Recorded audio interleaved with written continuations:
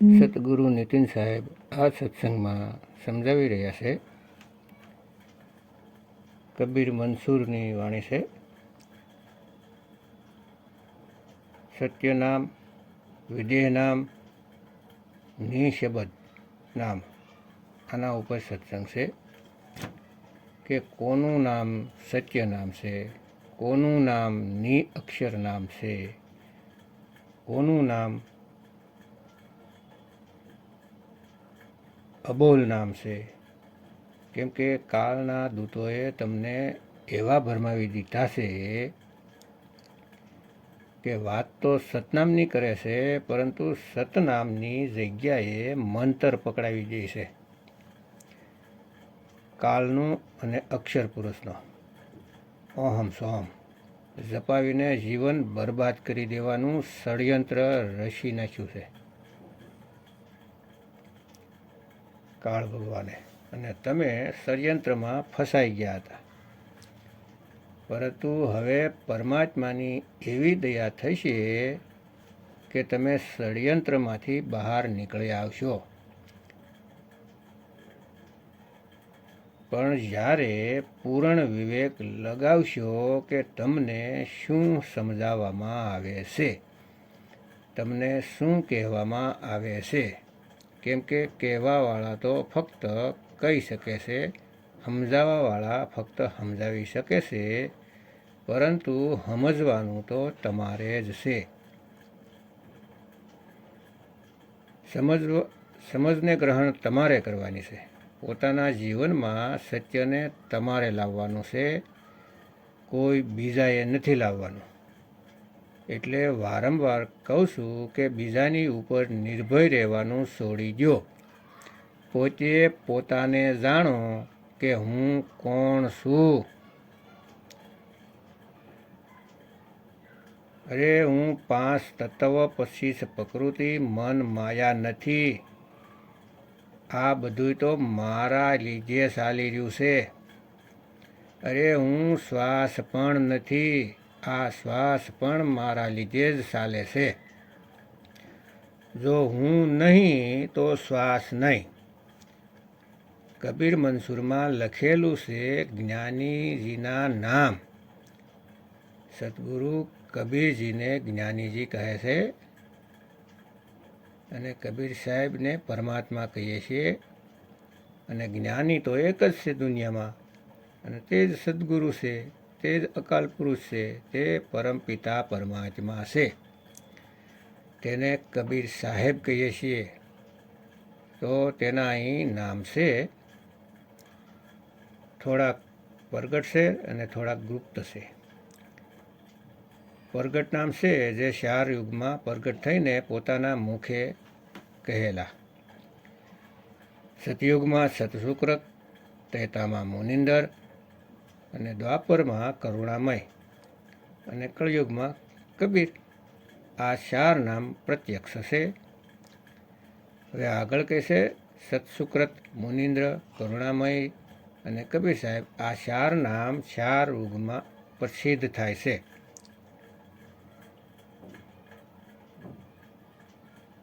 સમસ્ત નામોની પ્રશંસા વેદ, પુરાણ, ઋષિમુનિ, પીર, પેગંબર બધાય કરે છે. અનગિનત નામોમાંથી થોડાક નામ આ છે: જ્ઞાની, અમર, અચિંત્ય, અક્ષર, અવિનાશી.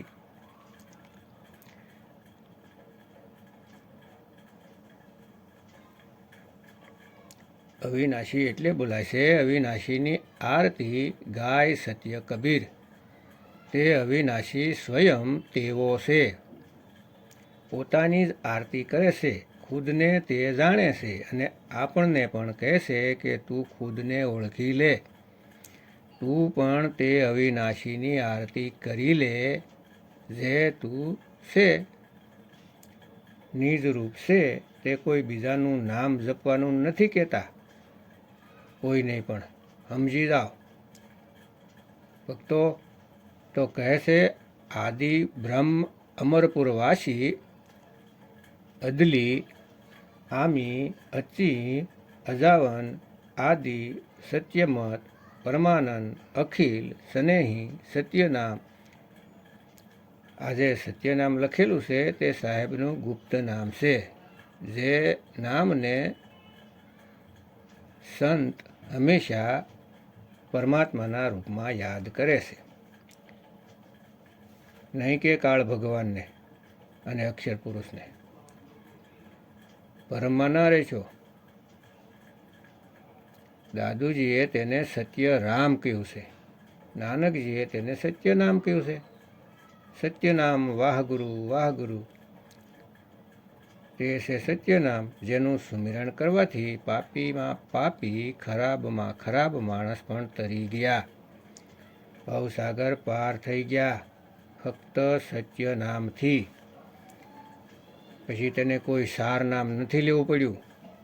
અને આ અજ્ઞાની ગુરુઓએ ઉલઝાવીને રાખ્યા છે કે પહેલાં સત્યનામ આપીશ, જેને ઓહમ સોમ કહેશે. એવા પણ મળશે કે સત્યનામ જપો અને તમે આખી જિંદગી સતનામ સતનામ સતનામ જપી રહ્યા છો. અરે ભાઈ, સત્યનામ કોઈ જાપ નથી. સત્યનામ એક ભેદ છે જે સદગુરુ આપે છે, જેને સત્યનામ કહેવાય છે. જેમ કે તમે જપતા હો સાસુ નામ, અને કોઈ તમને પૂછે કે ભાઈ કયું નામ હાસું છે, તો શું જવાબ આપશો?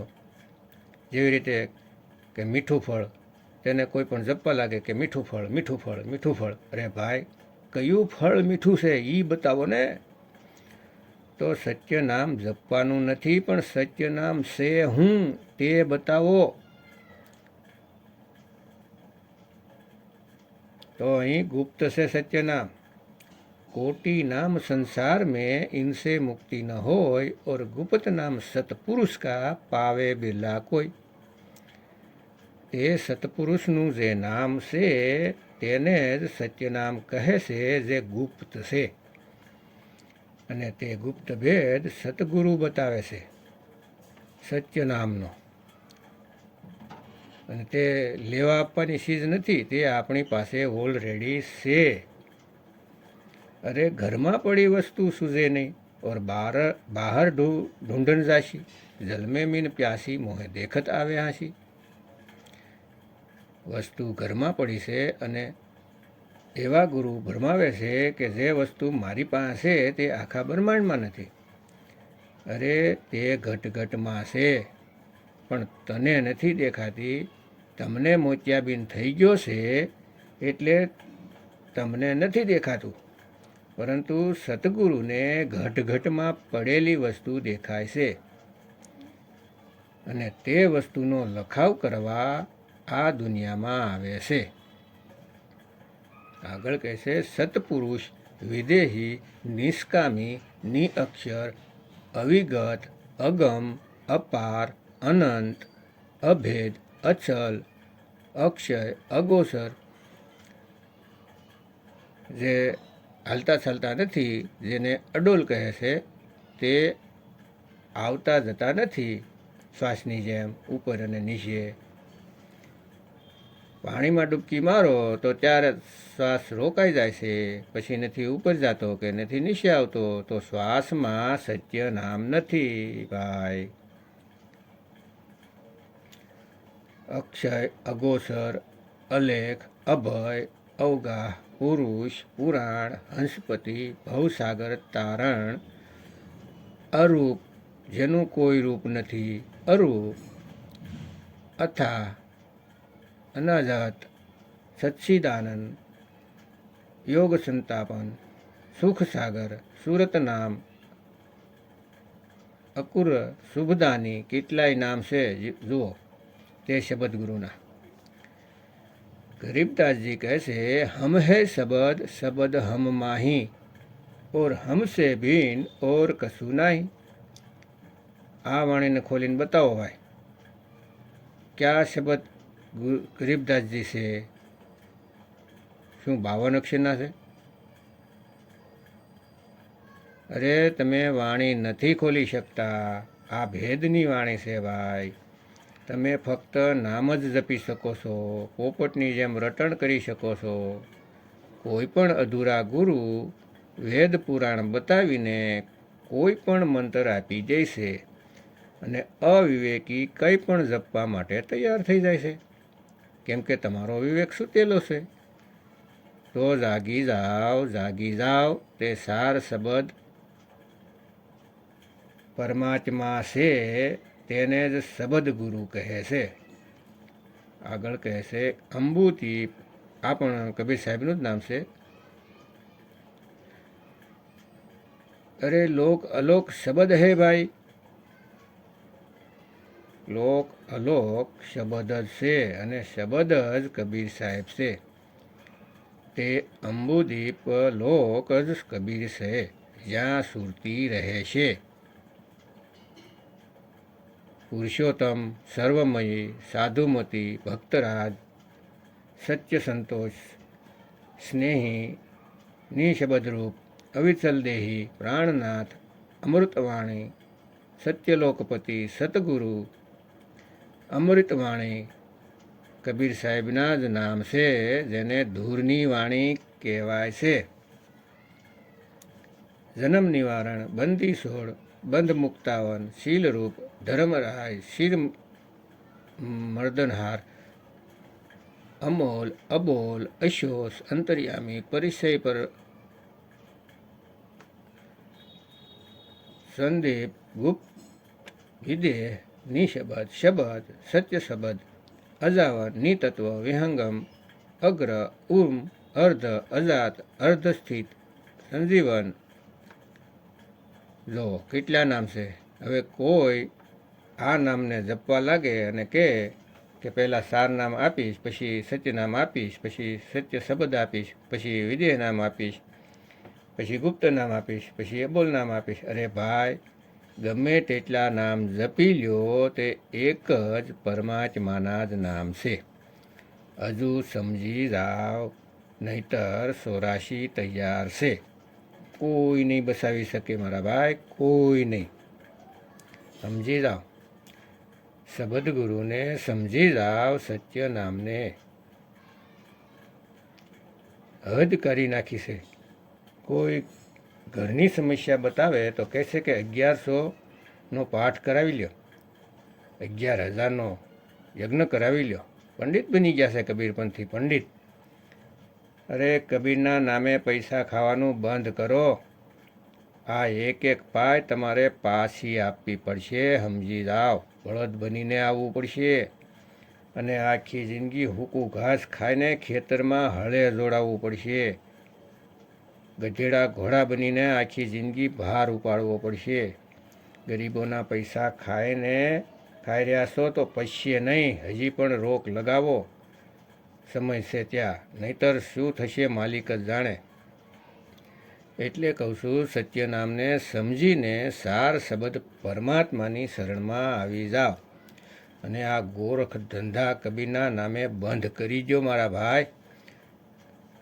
અત્યારે તો માયા આવે છે તો સારી લાગે છે, પણ જ્યારે નરકકુંડમાં જવું પડશે, એટલે કે ગર્ભમાં જવું પડશે, ત્યારે જીવ રોહે અને કોઈ બસાવવાવાળું નહીં હોય ત્યાં.